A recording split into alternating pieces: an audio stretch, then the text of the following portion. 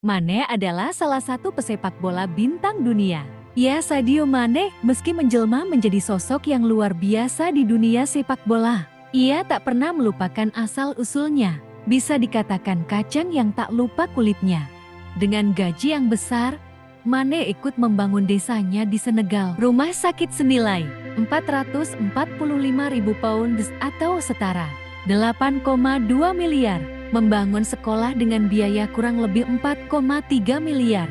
Menyediakan air bersih dan aliran listrik ke desanya. Tak hanya itu, Mane juga menyediakan internet di kampung halamannya itu. Yang lebih mengagumkan, Mane selalu menyisipkan gajinya untuk keluarga miskin kurang lebih 1 juta per bulan untuk membantu biaya hidup mereka. Ia juga memberikan beasiswa kepada anak-anak di desanya yang berprestasi, dengan harapan agar mereka bisa mendapatkan yang lebih baik di masa depan. Tepatnya Bambali tempat Mane lahir dan besar, dan masih banyak lagi kegiatan sosialnya yang menunjukkan betapa dermawan pesepak bola yang satu ini. Bagaimana pendapat kalian tentang Sadio Mane?